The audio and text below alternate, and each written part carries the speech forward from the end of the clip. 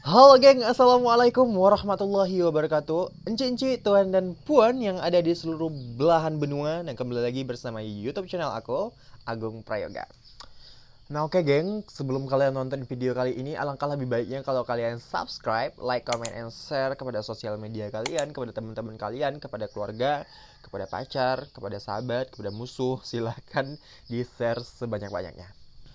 Nah oke geng, jadi konten kali ini adalah konten storytelling ya, storytelling tentang ini kayak kita masuk ke cerita-cerita lokal deh, lokal. Kemarin kan udah itu kayak cerita kasus di Amerika, di apa lagi ya, di Jepang dan lain sebagainya. Nah kali ini kita masuk ke lokal saja atau daerah Indonesia saja. Nah kemarin ini aku tuh kayak berencana untuk membuat suatu storytelling atau cerita tentang sesuatu hal yang tumbuh di dalam masyarakat, bisa dikatakan legenda atau whatever lah, pokoknya yang berbau mistis ya, berbau mistis, mungkin yang berbau horor atau yang menakutkan bagi sebagian orang, mungkin ya, mungkin aku katakan mungkin menakutkan bagi sebagian orang.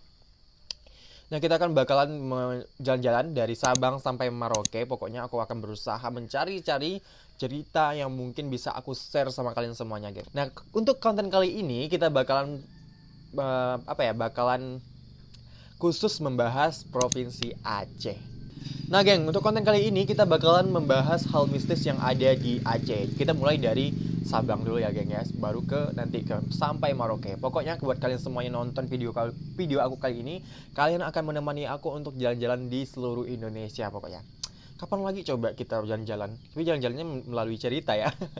Bukan jalan-jalan melalui fakta. Nggak ada duit. Nah, for your information bahwa aku membuat konten ini itu tanggal 30 Mei tahun 2020 jam berapa ini ya?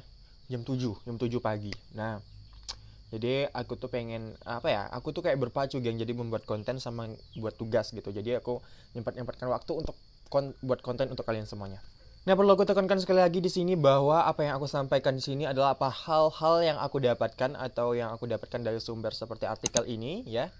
Jadi aku bakalan mencoba memberikan cerita kepada kalian semuanya menggunakan menggunakan bahasa saya sendiri. Nah, jadi ketika ada yang salah, saya mohon maaf yang sebesar-besarnya karena itu di luar kendali saya. Semoga kedepannya saya bisa lebih baik lagi. Oke, kita masuk ke ceritanya. Ini dia legenda yang mistis dari Aceh. Sebagaimana yang kita ketahui bahwa Aceh adalah salah satu provinsi yang sangat terkenal atau sangat kental dengan agama Islam gitu, yang sampai-sampai dijuluki dengan Serambi Mekah. Nah, jadi juga Provinsi Aceh itu memiliki keindahan alam yang sangat luar biasa yang tiada duanya, walaupun aku belum sampai sana sih. Nah, jadi di samping hal-hal tersebut, jadi ada beberapa cerita yang tumbuh dalam masyarakat dan yang saya cari itu yang paling salah satu hal yang sangat terkenal yaitu tentang Burong Tujo. Nah, geng, Burong Tujo itu diartikan sebagai hantu tujuh.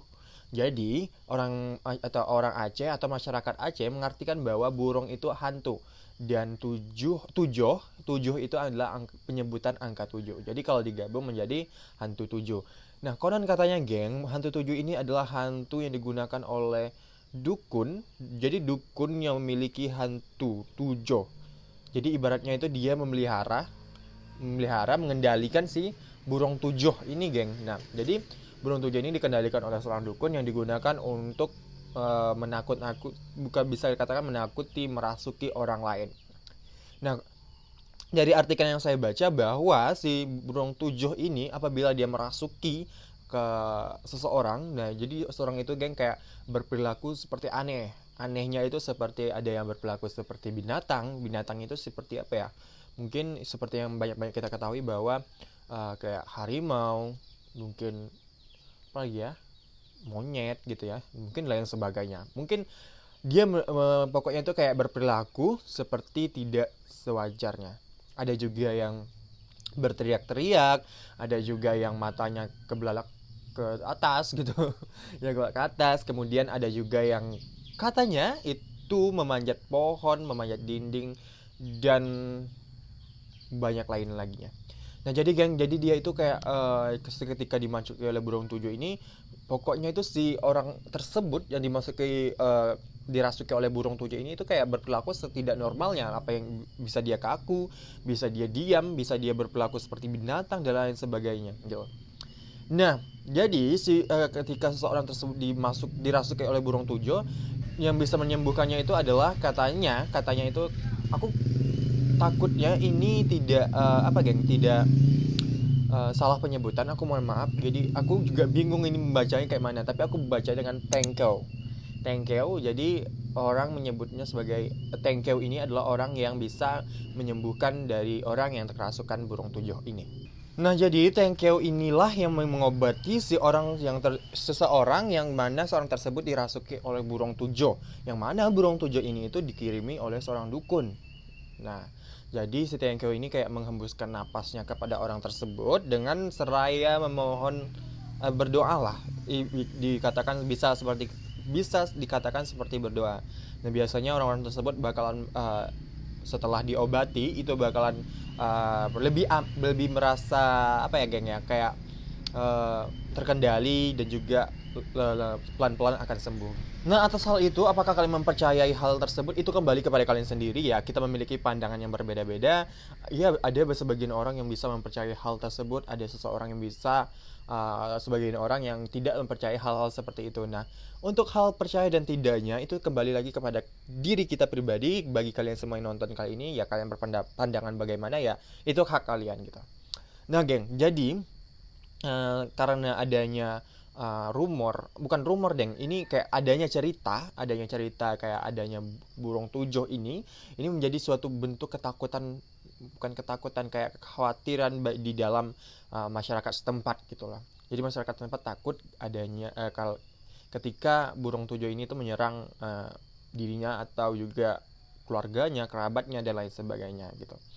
Nah, jadi karena adanya hal ini, jadi ada kayak kejadian, geng. Ada dua kejadian yang mana ini terjadi kalau nggak salah saya ya, itu pada tahun 2008 dan juga 2015. Nah, geng, kemudian pada tahun 2008 jadi terdapat kasus yang menyangkut atau menyeret cerita dari burung tujuh ini gitulah. Nah, yang mana itu terjadi ketika seorang laki-laki di suatu daerah yang mana selalu sakit terus menerus, kayak sakitnya itu kayak berkepanjangan, geng. Jadi sakit berkepanjangan, dan pada saat sakitnya itu dia menyebutkan nama seorang kakek gitu.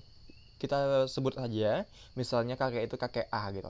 Nah, jadi si laki-laki ini sakit, jadi sakitnya itu selalu menyebut nama kakek A. Misal kayak kakek A, kakek A, kakek A gitu. Mungkin kayak gitu, ya kan?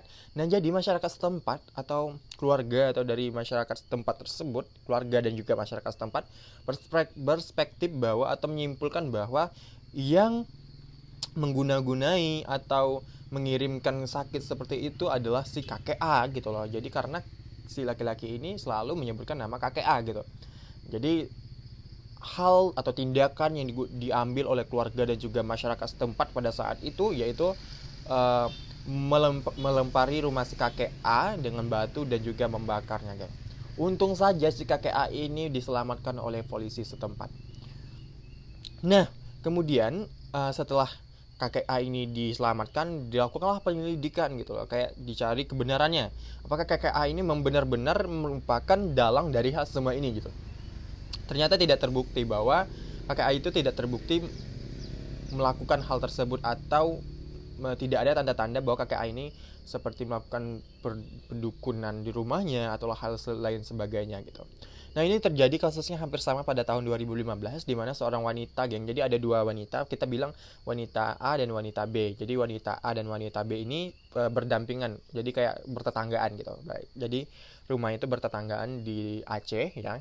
Jadi mereka kan hidup di suatu daerah tuh. Nah, jadi ketika ada yang kayak masyarakat yang kesurupan atau ya seorang anak kesurupan, seorang bapak kesurupan, seorang ibu kesurupan, yang pokoknya yang kayak kesurupan di daerah tersebut, si wanita A tersebut selalu menggembor-gemborkan atau menyebut-nyebutkan bahwa hal tersebut dilakukan oleh wanita B gitu. Jadi wanita B ini kayak jadi sasaran apa ya, sasaran fitnah dari orang tersebut, geng, gitu loh. Nah, Kemudian karena hal tersebut si wanita B ini nggak terima gitu loh. Jadi dia melaporkan si wanita A ini kepada pihak yang berwajib dengan alasan pencemaran nama baik gitu loh. Nah kemudian setelah dilaporkan ternyata sama halnya sama kakek yang A tadi gitu loh. Jadi mereka nggak tidak ada tanda-tanda bahwa si wanita B ini melakukan pendukunan atau melakukan hal-hal yang bisa menjurus atau mendukung dari pernyataan-pernyataan dari si wanita A ini tadi gitu loh. Jadi gitu kan. Jadi pelajarannya yang dapat kita ambil di kali ini ya, sebelum kita bertindak itu alangkah lebih baiknya kita berpikir terlebih dahulu, apakah cari dulu kebenarannya, apakah memang kalau sudah hal ini benar, barulah kita melakukan sesuatu hal tersebut gitu loh. Jadi kalau memang belum ada bukti, belum ada dasar yang jelas, alangkah lebih baiknya dicari terlebih dahulu. Nah gitu. Dan kemudian yang kedua, untuk kalian semua yang nonton videoku kali ini, apakah kalian percaya dengan hal-hal seperti ini, itu tergantung kepada kalian ya. Aku tekankan ini tergantung kepada kaliannya. Kita masing-masing, kita semua ini memiliki perspektif pandangan yang berbeda. Si A berpandangan yang berbeda, B berpandangan beda, aku beda, C beda gitu loh. Terlepas dari itu semua, itu mungkin bisa dijadikan suatu ilmu pengetahuan bahwa ada ternyata di masyarakat Aceh ada cerita atau legenda tentang burung tujo, dimana ini kan bisa kayak jadi pengetahuan deh bagi kita semua gitu loh. Nah sekian vlog kita pada hari ini. Sekarang kita sudah bercerita mengenai salah satu legenda yang ada di Aceh. Sebenarnya Aceh itu indah banget loh kata orang ya. Kata orang, aku nggak pernah lihat, dan aku lihat internet memang indah sih. Doakan aku semoga aku bisa ke Aceh. Di sana aku pengen banget bisa kulineran Aceh, bisa jalan-jalan di Aceh, bisa bukan mencari-cari tradisi Aceh. Aku pengen banget, sumpah pengen banget. Aku pengen banget ke Aceh. Pengen sekali. Doakan aku semoga channel aku berkembang, aku bisa buat konten food traveler atau jalan-jalan di sana kayak mengunjungi wisata-wisata, hal-hal yang bersejarah di Aceh. Nggak kebayang. Doakan juga aku bisa keliling Indonesia buat konten untuk kalian semuanya. Jadi nggak sekedar cerita seperti ini aja geng, jadi gitu. Oke, geng, cenci tuan dan puan yang ada di seluruh belahan benua, sebelum kalian mengakhiri video kali ini, alangkah lebih baiknya kalau kalian subscribe, like, comment, and share kepada sosial media kalian, kepada teman-teman kalian. Bantu channel aku mohon banget buat kalian semuanya, bantu channel aku untuk berkembang, karena tanpa kalian aku nggak ada apa-apanya gitu. Kok aku gendut aja. Oke. Ya, aku pengen yang belum subscribe silahkan di subscribe ya. Ya. Jadi subscribe, di like, komen. Oh ya, kalian komen deh. Sekarang kalian komen selanjutnya provinsi mana atau daerah mana yang bakalan kita bahas lagi. Nanti bakalan aku pertimbangin dan bakalan aku cari informasi hal-hal mistis yang ada di daerah tersebut, dan aku akan bakalan bercerita kepada kalian semuanya. Oke, terima kasih atas perhatiannya. Assalamualaikum warahmatullahi wabarakatuh, dan see you next video di kota selanjutnya atau provinsi selanjutnya.